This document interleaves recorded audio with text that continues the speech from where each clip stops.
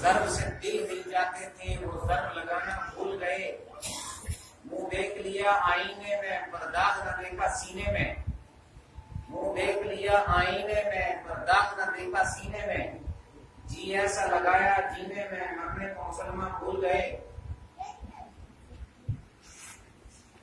قابل صد احترام میرے انتہائی واجب الاحترام حضرات علماء کرام، مشاہیر ملت اسلامیہ کے غیور نوجوانوں، عزیز دوستوں اور ساتھیوں، آج آپ بھی، میں بھی اور یہ سارا علاقہ، اس علاقے کے در و دیوار، یہاں کے شجر و حجر، یہاں کی فضا انتہائی خوشگوار اور خوش ہے۔ کیوں؟ اس لیے کہ یہاں قرآن کی نسبت سے ایک پروگرام منعقد کیا گیا ہے۔ وہ قرآن جو وادی غیر ذی زرع میں آیا اور وہاں کے رہنے والے ان اوباشوں اور ان بے علموں اور ان ایک دوسرے کو قتل و غارت گری کرنے والوں کو مقام صحابیت تک پہنچانے کی کوشش میں انتہائی کامیاب ہو گیا۔ وہ قرآن مقدس جب حضرت عمر رضی اللہ تعالیٰ عنہ جیسا ظالم و جابر شخص قرآن کی لے سنتا ہے، قرآن کی آواز سنتا ہے، تو مسلمان ہونے پر مجبور ہو جاتا ہے، اور پھر خلیفہ اول کے بعد خلیفہ ثانی امیر المومنین کے مرتبے پر فائز ہوتا ہے۔ کیوں؟ اس لیے کہ قرآن ان کے سینوں میں آ گیا۔ وہی صحابہ جو صحابیت کے مقام سے پہلے بیٹیوں کو زندہ درگور کیا کرتے تھے، آپس میں ایک دوسرے کو قتل کرنے میں بالکل دریغ نہیں کیا کرتے تھے، لیکن جب قرآن مقدس ان کے سینوں میں آیا، ان کے معاشرے میں آیا، ان کی سوسائٹی میں آیا، ان کے کلچر میں آیا، وہ مقام صحابیت تک پہنچے۔ اللہ تبارک و تعالی نے ان کے مرتبے کو یوں ارشاد فرمایا، رضی اللہ عنہم ورضوا عنہ، کہ وہ اللہ سے راضی ہو گئے اور اللہ تبارک و تعالی ان سے راضی ہو گئے۔ کیوں؟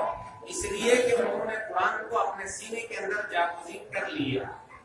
چنانچہ حضرات صحابہ سے لے کر آج تک جتنے لوگ قرآن سے قریب ہوئے ہیں، اللہ تبارک و تعالی نے انہیں ضائع نہیں کیا ہے۔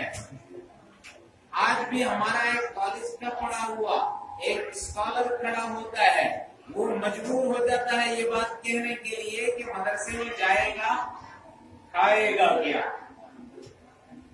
جب پوچھو تو سب کہتے ہیں مولوی اتنا کھاتے ہیں کہ ان کے کھانے کی تعداد ہی ہمیں معلوم نہیں، یہ تو بہت زیادہ کھاتے ہیں۔ لیکن جب پوچھو کہ جناب اپنے بچے کو مدرسے میں بھیجو، زیادہ کھائے گا، آپ تو کم کھانے والے ہو، آپ کا بچہ مدرسے میں جائے گا، قرآن سے قریب لگے گا، زیادہ کھائے گا، آگے سے کہتا ہے کھائے گا کہاں سے؟ تاریخ گواہ ہے، جب سے قرآن دنیا میں آیا ہے الحمدللہ، کھا کھا کے تو مولوی مرے ہیں، بغیر کھائے کوئی مولوی مرا نہیں ہے۔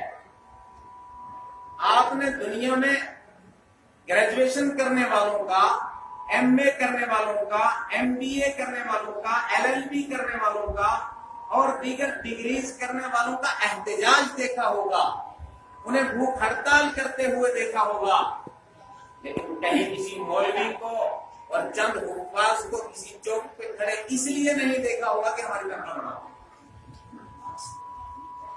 ہمیں بھی کہیں روٹی چاہیے، روزی چاہیے، تنخواہ چاہیے، ٹیلنٹ چاہیے، مکان چاہیے، کپڑا چاہیے، اس کے لیے کسی قرآن والے نے آج تک احتجاج کیا ہو؟ تاریخ گواہ ہے کہ الحمدللہ جس کا تعلق قرآن سے ادنی سا بھی رہا ہو اس نے کبھی ایسا نہیں کیا۔ کیوں؟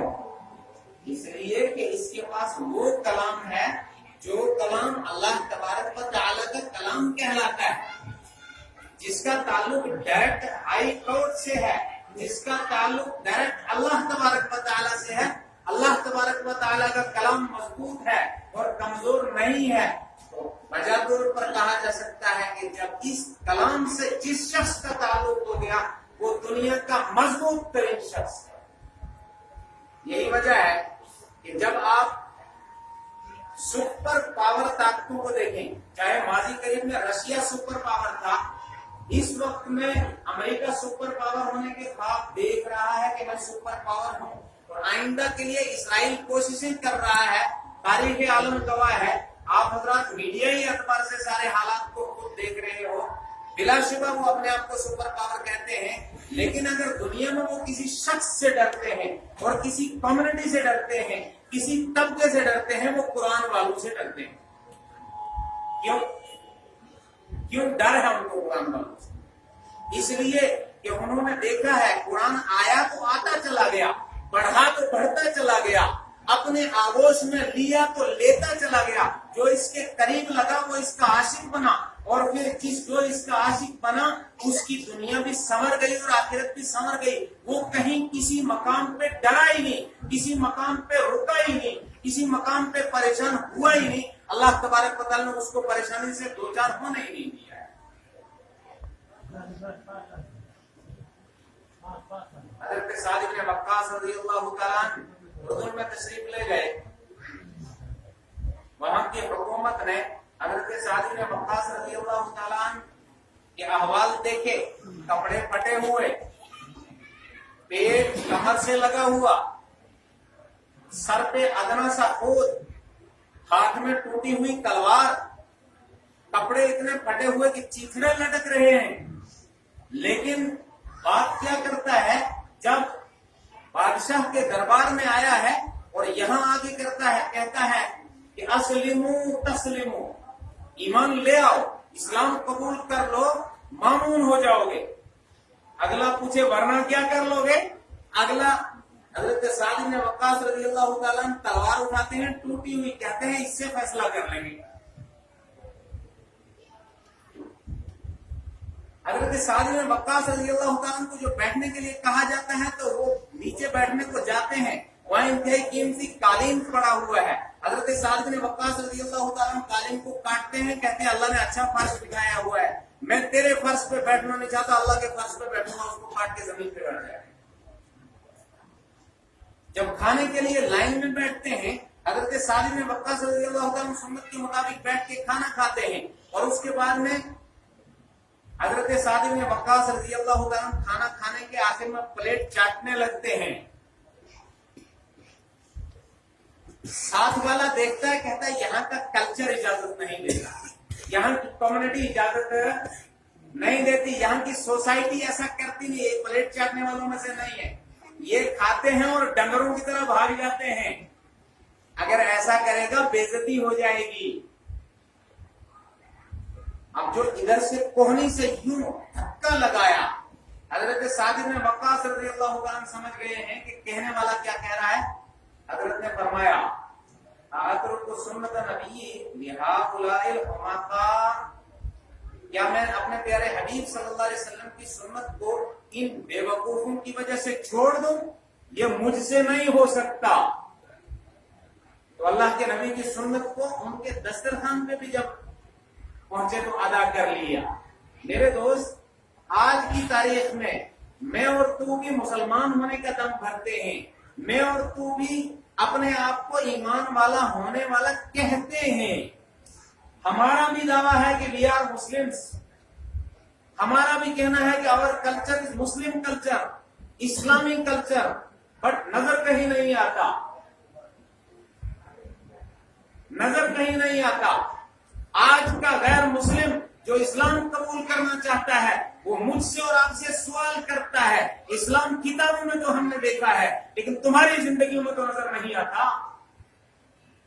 تم کہتے ہو کہ ابو بکر کو دیکھ کر لوگ مسلمان ہوتے تھے، تم کہتے ہو کہ عمر کو دیکھ کر لوگ مسلمان ہوتے تھے، تم کہتے ہو کہ عثمان غنی کو لوگ دیکھ کر مسلمان ہوتے تھے، تم کہتے ہو کہ صحابہ کے اخلاق دنیا کے اندر موجود تھے، تم کہتے ہو کہ محمد رسول اللہ صلی اللہ علیہ وسلم کا اخلاق گڑیا کے ساتھ یہ تھا کہ گڑیا واپس آنے پہ اور اسلام قبول کرنے پہ مجبور ہو گئی. تم کہتے ہو کہ حضرت علی رضی اللہ تعالیٰ کے منہ پہ جس وقت یہودی نے تھوکا تھا حضرت علی رضی اللہ تعالیٰ نے اس کو چھوڑ دیا تھا, یہ علی کا اخلاق تھا. تم کہتے ہو کہ حضرت علامہ انور شاہ کشمیری کو دیکھ کر سکھ مسلمان ہو گیا.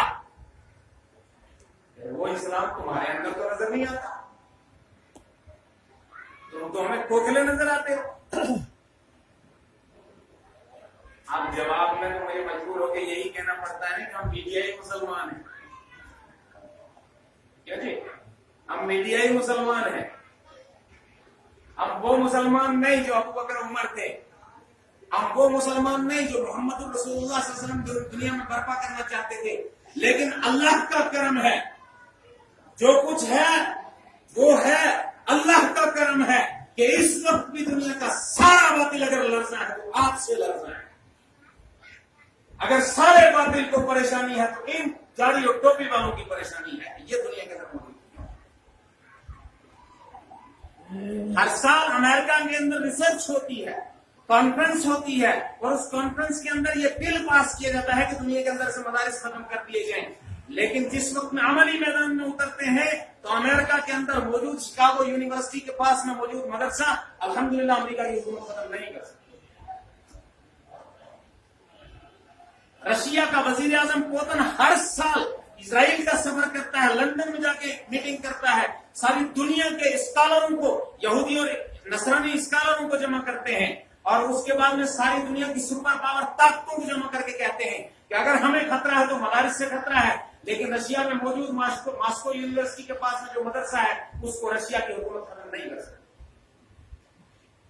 وہ اپنے تیر کا نشانہ دارالعلوم دیوبند کی طرف ساتھتے تو ضرور ہیں, لیکن ان کو نظر آتا ہے کہ ہم اپنے پاس میں جب کامیاب نہیں ہیں تو ہم کہاں دارالعلوم دیوبند کو ختم کرنے کی بات کریں اور ان کے مسلک کو ختم کرنے کی بات کریں. میرے دوستو, دنیا کے اندر اگر مدارس کو برپا کیا گیا ہے تو کسی عظیم ترین مقصد کے پیش نظر برپا کیا ہے. مدارس کا مقصد مسجد کے ملے اور تمہارے تانوں کے ساتھ جٹے ہوئے یہ حفاظ پیدا کرنا نہیں چاہتا جنہیں تم تانا مارتے ہو. اللہ کی قسم تم صرف تانے مار مار کے تھکتے ہو, لیکن اگر ان کو دیکھو, ان کی راتوں کو دیکھو, ان کی صبحیں دیکھو, ان کی دن بھر کی چانفشانیاں دیکھو تو تمہیں پتا چلے گا کہ علماء کرتے کیا ہیں. سچی بات یہ ہے کہ ایک رات کسی عالم کے ساتھ رہ کے تو دیکھو, تو عالم ربانی ہو اس کے ساتھ ایک رات گزار کے دیکھو کہ علماء کہتے کس ہیں, علماء کرتے کیا ہے, ان کی رات اور دن کی فکریں کیا ہوتی, اور پھر اس کے بعد میں یہ اس نظام کو دنیا کے اندر چاہتے ہیں. چنانچہ سوویت یونین آیا, علماء کھڑے ہوئے, ختم ہو گیا. سوشلزم آیا, علماء ختم ہوئے, اور علماء کھڑے ہوئے, الحمدللہ ختم ہونے کو ہے. سسکیاں لے رہا ہے, میری ریسرچ ہے, یو ہیو ٹو ریسرچ. سسکیاں لے رہا ہے, ہم جانتے ہیں. سارے عالمی اعتبار سے جو حالات علم کے خلاف, قرآن کے خلاف, دین کے خلاف کھڑے ہوئے تو صرف ایک حدیث کی وجہ سے علماء کھڑے ہو گئے. میرے حبیب صلی اللہ علیہ وسلم نے ارشاد فرمایا تھا, اذا ظہرت الفتن او البدع وسبت اصحابی فلیظہر العالم علما وان لم یفعل ذلك فعلیہ لعنۃ اللہ والملائکۃ والناس اجمعین. میرے حبیب نے فرمایا تھا جب دنیا کے اندر فتنے عام ہو جائیں, بدعتیں عام ہو جائیں, میرے صحابہ کو گالی دی جانے لگے تو عالم کو چاہیے کہ وہ اپنے علم کا اظہار کرے. اگر وہ اپنے علم کا اظہار نہیں کرتا تو اس پر اللہ کی لعنت, فرشتوں کی لعنت, ساری دنیا کی لعنت. ہم اس لعنت کا گرفتار ہونا نہیں چاہتے. اس لیے ہر عالم جب کھڑا ہوتا ہے تو حق بات کہہ دی جائے, وہ حق بات چھپاتا نہیں. وہ اپنی جان جوکھوں میں تو ڈال سکتا ہے, وہ اپنے آپ کو حکومت کا مجرم تو بنا سکتا ہے, وہ اپنے آپ کو سارے سوشلزم کے سامنے کھڑا کر کے سوشلزم کے تنگ کا شکار تو کر سکتا ہے, لیکن حق کہنے سے کبھی رک نہیں سکتا. عالم ربانی ہونا چاہیے. اس لیے میرے دوستو, آج اب وہ وقت آ چکا ہے کہ ہمیں اپنی تشکیل کرنی چاہیے, کسی اور کی نہیں, اپنی تشکیل کرنی چاہیے. میں بڑے بڑے لوگوں سے جو سیاست سے تعلق رکھتے ہیں یا ایجوکیشن کے اعلیٰ عہدے سے تعلق رکھتے ہیں، ملازمت کے دیگر اعلیٰ عہدوں سے تعلق رکھتے ہیں، ان کا رجحان مدارس کی طرف نہیں۔ میرا شکوہ ہے آپ حضرات سے، جو اپنے آپ کو اعلیٰ سمجھتے ہیں تو آپ اعلیٰ نہیں ہو جب تک قرآن کے ساتھ نہیں لڑتے۔ اللہ کی قسم، دنیا کے اندر فرعون سے بڑا دنیاوی اعتبار سے اعلیٰ کوئی شخص نہیں آ سکتا، قارون سے بڑا مالدار نہیں آ سکتا، اور دنیا کے منہ پر ابو جہل سے بڑا دنیاوی اعتبار سے شاید کوئی نہیں آ سکتا، لیکن تذکرہ موجود کہیں وہ تو قرآن کے احسان میں قرآن نے نام لے لیا۔ قارون کا نام قرآن نے لیا، فرعون کا نام قرآن نے لیا، اس لیے موجود ہے، ورنہ خدا کی قسم ان کی نسلیں تک محفوظ نہیں رہی۔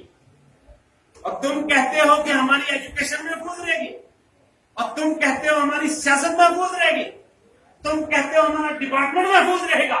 خدا کی قسم کھا کے ممبر رسول سے بات عرض کر رہا ہوں، یہ ڈپارٹمنٹ محفوظ نہیں رہیں گے۔ ڈپارٹمنٹ نہیں رہے تو تیری نسل بھی محفوظ رہنے والی نہیں ہے۔ اگر تجھے نسل کو محفوظ رکھنا ہے تو قرآن سے جوڑنا پڑے گا، ان حفاظ علماء کی فہرست کے اندر شمار کروانا پڑے گا۔ اور علماء الحمدللہ جس میدان میں جاتے ہیں اس میدان کے شہ سوار کہلاتے ہیں، اس لیے کہلاتے ہیں کہ وہ قرآن کو لے کے چلتے ہیں، قرآن کو پڑھ کے چلتے ہیں، قرآن کو دیکھ کے چلتے ہیں، قرآن کے اصول کو مکمل طور پر نافذ کرنے کی سوچتے ہیں، ان کے دل کی سوچ قرآن ہوتا ہے، رات کی سوچ قرآن ہوتا ہے، اس لیے اللہ تبارک و تعالیٰ انہیں کامیاب کر دیتے ہیں۔ الحمدللہ میرے وقت میں سے بھی 2 منٹ باقی ہے، لیکن علماء چھوٹے بیٹھے ہوئے، میں حضرات سے گزارش کرتا ہوں کہ آپ علماء کے مواعظ سماعت فرمائیں۔ میں تو حضرت صاحب علماء کی ڈیوٹیوں کی خاط کو اللہ تبارک و تعالیٰ مجھے بھی آپ کو بھی کہنا سننے سے زیادہ عمل کرنے کی توفیق نصیب فرمائے۔ اور آپ کی دعوانا الحمدللہ۔